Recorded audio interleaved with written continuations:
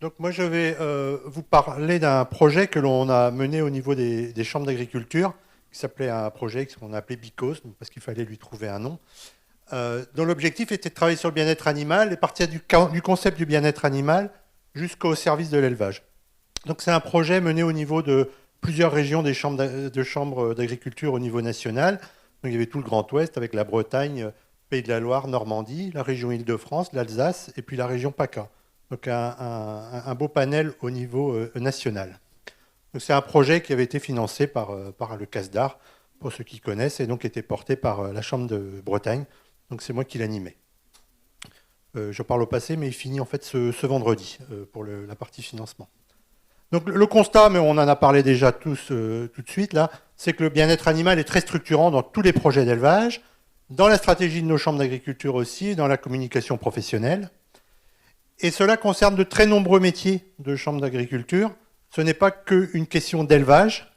Bien sûr, en termes de recherche et développement, on y travaille. Aussi en termes de conseil en élevage, que ce soit en bâtiment, en conduite du troupeau.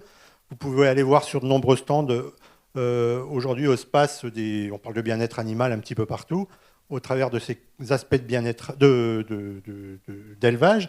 Mais c'est aussi tous les travaux de conseil autour de l'installation, de la transmission. Quand on s'installe aujourd'hui dans un élevage, je pense qu'il est important d'avoir ces questions de notion de bien-être animal au moment de l'installation. En termes de conseil stratégique, de conseil d'entreprise, et puis au travers d'autres métiers au niveau des chambres, tels que les services qui travaillent au niveau des circuits courts, par exemple, ou sur certaines exploitations, on reçoit du public. Donc il faut pouvoir aussi parler de l'animal et du bien-être des animaux, parce que c'est un retour qu'il y a des consommateurs et des gens qui visitent les exploitations. Les conseillers alimentation, donc qui travaillent sur les plans alimentaires territoriaux, par exemple.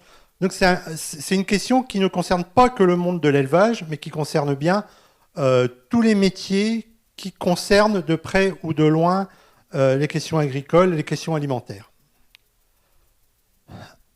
Alors, est-ce que c'est pour autant facile d'en parler pour les conseillers? Plutôt non. Alors là, c'est un petit sondage qu'on avait fait. Bon, il n'a pas de valeur statistique, hein, auprès de 45 personnes qui étaient présentes à un petit colloque qu'on a organisé le 15 juin avec des conseillers. Et quand on demande aux gens, aux conseillers qui étaient là, est-ce que vous êtes à l'aise pour parler de bien-être animal avec des éleveurs, avec des interlocuteurs, il n'y en a que 8 sur les 45 qui avaient répondu qui disent « moi je suis très à l'aise pour en parler ». Et c'est plutôt une population de conseillers qui maîtrisent plutôt la question. Il y en avait un qui n'est pas du tout à l'aise pour parler de bien-être animal. Et puis 19 sur les 45 qui sont moyennement à l'aise. Donc ce n'est pas un sujet sur lequel on parle facilement. On a des petites réticences à en parler. Et la vision qu'avaient aussi ces personnes, essentiellement des conseillers par rapport aux éleveurs, ils disent il y a des éleveurs qui sont très engagés et en mouvement vers plus de bien-être animal auprès de leur exploitation. Mais d'après les conseillers, il n'y avait que 2 conseillers qui avaient cette vision-là. Pour 26, ils sont concernés mais peu engagés. Pour 11, ils sont moyennement concernés et en attente. Ils attendent de voir ce qui va se passer peut-être au niveau réglementaire, peut-être au niveau aussi des modes de consommation, des évolutions de tous sens. Et puis il y en a 6 qui nous disent ils sont peu concernés, voire en riposte contre les questions de bien-être animal. Et quand on met face à face un éleveur qui peut être en riposte contre la question du bien-être animal et un conseiller qui est moyennement à l'aise pour en parler, c'est pas évident que le message passe facilement. Donc on a voulu travailler autour de toutes ces questions de bien-être animal et du conseil notamment lors de ce projet-là, avec une approche qui se voulait d'abord scientifique et technique, en travaillant bien sur les sciences biologiques, sur l'éthologie des animaux, mais également aussi sur toutes les connaissances en termes de faits de société. On s'est beaucoup appuyé sur un projet qui s'appelait Accept pour ce faire. Et comme le projet aussi le voulait, notre objectif, c'était de mettre en avant aussi les connaissances et les productions de nos chambres d'agriculture en termes de bien-être animal dans les territoires que je vous ai cités précédemment. On a pris aussi un angle One Welfare, donc un seul bien-être à la fois pour les animaux et pour les hommes qui travaillent avec et les femmes, considérant qu'il y a une interconnexion entre ces 2 paramètres-là et qu'on a voulu représenter au travers du logo qu'on a retenu pour illustrer notre projet. C'était la main d'une personne avec dans la main les différents animaux. Donc ce concept de One Welfare pour que les personnes qui travaillent avec les animaux dans les exploitations se sentent aussi concernées, reconnues au travers de ce projet. Et de prendre en compte, bien entendu aussi, la diversité des filières, des systèmes d'élevage et des spécificités des territoires. Parce que je vous ai montré tout à l'heure toutes les régions qui étaient concernées. Et on ne va pas parler et travailler exactement de la même façon en termes de bien-être animal. Quand on est en région PACA, donc là je crois que c'est une photo de troupeaux de chèvres dans la région, ou dans des élevages de type avicole, on ne va pas aborder les questions de la même façon. Donc c'est aussi cette difficulté que l'on a pour travailler sur cette question du bien-être animal. On parle du bien-être animal, mais dans chacune des filières et dans chacun des territoires, ça ne veut pas dire la même chose. Et enfin, donc j'ai mis une photo avec un éleveur et un animal, puisque c'est aussi l'angle que l'on a voulu prendre en compte. Donc qu'est-ce que l'on a fait lors de ce projet ? Mais déjà, une grande phase de sensibilisation sur le bien-être animal. Je vous ai dit qu'il y a beaucoup de conseillers qui ont du mal à s'approprier la question du bien-être animal dans les différents métiers. Donc on va commencer déjà par redéfinir ce que c'est que le bien-être animal, les notions de comportement, les enjeux dans la société, le jeu des acteurs, aussi des différentes parties prenantes autour de cette question. Il n'y a pas que le monde de l'élevage qui est concerné, c'est ce qu'a cité Romain précédemment. C'était aussi de l'apport de connaissances et de la mise en débat, parce qu'il est important que toutes les personnes avec qui on parle puissent s'exprimer, donner leur avis, et qu'on débat. Et parfois, on a des débats qui peuvent être assez vifs, assez houleux, en fonction aussi des publics vers lesquels on s'adresse. Donc, les publics, c'était des conseillers, des élus des chambres d'agriculture, ça pouvait être des éleveurs. Avec des méthodes d'intervention classiques, type intervention webinaire, et puis d'autres plus originales, donc avec des agricomédiens de Normandie, par exemple, qui ont voulu parler du bien-être animal au travers de quelques scénettes qu'ils ont mis en scène et qu'ils ont filmées, ou un concours photo qui a été dévoilé l'année dernière sur le stand du SPACE. Et si certains d'entre vous étaient au SPACE l'année dernière, vous avez peut-être vu les photos qui étaient exposées dans un des halls, donc qui étaient prises dans le cadre de ce projet, où on avait lancé un appel à communication en disant aux éleveurs, aux conseillers, à tous les gens qui souhaitaient y participer, de dire au travers d'une image, comment est-ce que vous représentez le bien-être animal. Et à travers de ces images-là, on peut amener le débat, la discussion autour de la définition, de la conception et de la manière dont les gens perçoivent les choses.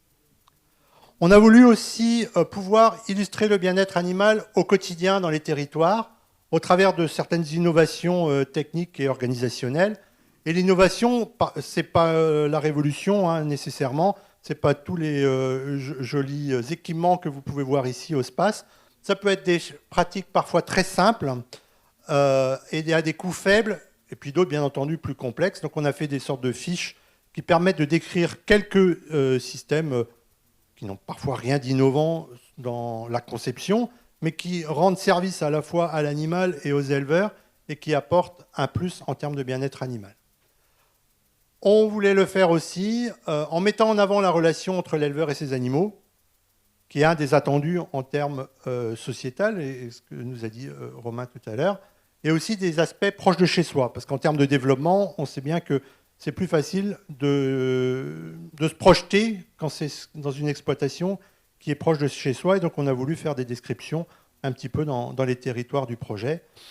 Et c'était aussi une des attentes des éleveurs, c'est le petit graphique que j'ai présenté tout à l'heure. On a fait aussi des sondages dans le cadre de notre projet, et on voit que ce qui était le plus plébiscité, quand on pose la question « Que faut-il faire en priorité sur la question du bien-être animal ?» Parce que les réponses étaient plutôt prendre des mesures faciles à mettre en œuvre dans le plus d'élevage possible. Donc de ne pas réinventer l'eau chaude tous les 4 matins, mais déjà de pouvoir déployer dans le plus d'élevage possible des choses faciles à mettre en œuvre. On a voulu aussi travailler sur des réponses techniques, parce qu'au final, dans les exploitations, ça se termine quand même comme ça, avec du bien-être qui va se travailler par espèce, à la fois pour les éleveurs et les conseillers, pour les besoins techniques qui étaient essentiels. Et puis ce travail-là a permis aussi de centraliser des moyens de production et puis surtout de monter en compétence les conseillers qui ont travaillé là-dessus. Alors ensuite, on peut se poser la question, mais quels sont les attendus des éleveurs qui pourraient vous décider à mettre en place de nouvelles solutions en termes de bien-être animal dans vos exploitations? Donc au travers d'un sondage, donc je ne vais pas revenir sur la liste, mais ce qu'on retrouvait, c'était le besoin de reconnaissance qui a été cité tout à l'heure, ou en tout cas d'expliquer, de savoir faire comment se pratiquent les choses dans les élevages. La deuxième question, c'était les coûts et la valorisation. Le troisième, les informations techniques. Et le quatrième, c'est le temps. Avoir plus de temps pour pouvoir faire les choses, avoir plus de main-d'œuvre. Donc, voilà. Donc, je ne vais pas revenir sur chacun des points, mais si on revoit ces 4 points-là, c'est un petit peu ce qui guidait les attentes des éleveurs en termes de mise en place de nouvelles solutions bien-être dans leurs élevages. Et j'ai voulu faire le parallèle avec une journée qui a eu lieu il y a quelques semaines à Lyon, qui était animée par Luc Mounier également, j'avais animé un atelier participatif sur freins et leviers à la mise en place d'une démarche de progrès en bien-être animal au sein d'un élevage. Et donc j'y étais au titre du RMT One Welfare. Et ce qui m'a marqué, c'est que finalement, ce qui ressortait, là on était avec un autre public, c'était plus le public des conseillers des chambres d'agriculture, mais c'était que les freins et les leviers qui ressortaient de cet atelier, c'était pratiquement les mêmes que ce qu'on avait travaillé dans notre projet Because. C'était, en termes de freins, les coûts au changement, les questions de débouchés, de rentabilité, de conditions de travail, en termes de temps et de pénibilité, de communication, avec le mot communication qui revenait souvent. Et donc les leviers, ça va être de la formation, avoir des ressources accessibles et partagées, le transfert entre pairs, c'est ce qu'on a voulu travailler dans le projet Because aussi, et toujours cette valorisation économique. Donc ces deux projets, finalement, revenaient à peu près sur les mêmes aspects. Donc en termes de conclusion, si je reviens sur la question initiale, qui est permettre aux éleveurs et à leurs conseillers de s'approprier la thématique du bien-être. Bon, déjà, la majorité des éleveurs et des conseillers connaissent les enjeux du bien-être animal, mais parfois ont du mal à le rendre concret et à en parler, avec une difficulté aussi de savoir quels mots utiliser, et puis après, quel retour, comment rentrer finalement dans du dialogue. C'est pas évident. C'est aussi un sujet qui peut faire peur. On va parler de normes, d'attentes sociétales, de choses qui tombent du ciel. Comment on fait pour répondre à ces questions d'attentes sociétales, des questions de coût, des questions de travail. Et ce qu'on a besoin, c'est de pouvoir lever des doutes, d'apporter de la connaissance technique, de pouvoir chiffrer aussi. Beaucoup d'attentes en termes de chiffres, combien que ça va nous coûter, ces aspects-là. Et le bien-être animal, on voit bien dans tous ces projets, ne peut pas être qu'une injonction. On ne peut pas dire il faut faire du bien-être animal, il faut faire du bien-être animal, mais comment et à quel coût. Et enfin, ce besoin de recherche, de reconnaissance de la part d'éleveurs, à reconnaissance à la fois sociale, je dirais, et économique, une reconnaissance économique, c'est-à-dire de pouvoir aussi être mieux rémunéré lorsque l'on prend des engagements en termes de conception de bâtiments, par exemple, différents. Et ce besoin, en fait, qui est affiché beaucoup, de besoin de communication, de dire ce que l'on fait, comment on fait pour valoriser le travail qui est fait. Et enfin, je terminerai en disant que c'est un processus de changement qui prend du temps. Et on sait bien entendu que quand on rentre dans des démarches de ce type-là, il y a toujours une phase de rejet dans un premier temps, de résistance, etc. Et voilà, ça prend du temps chez chacun des individus. Mais quel que soit le processus dans le changement dans lequel on est impliqué, alors quand on a une multitude de filières et une multitude d'éleveurs, vous vous rendez bien compte que c'est des engagements qui peuvent prendre pas mal de temps. Alors notre ambition au niveau des chambres, c'est de poursuivre ce travail qui a été engagé là, dans notre projet Because, dont le financement se termine, mais on espère pouvoir continuer, de pouvoir compléter les ressources et productions, de pouvoir continuer à monter en compétences des conseillers des chambres d'agriculture sur ce sujet, de mettre en place des formations bien-être animal. Et aujourd'hui, donc, au niveau des chambres, on organise déjà des formations référents bien-être animal qui sont obligatoires en porc et en aviculture. On fait aussi des formations de formateurs au travers de notre organisme de formation Résolia. Et notre objectif également, d'élargir le réseau au niveau national. Et puis si vous êtes intéressé pour savoir plus sur le projet, on a lancé un site internet sur ce projet il y a quelques semaines. Voilà, je vous remercie de votre attention.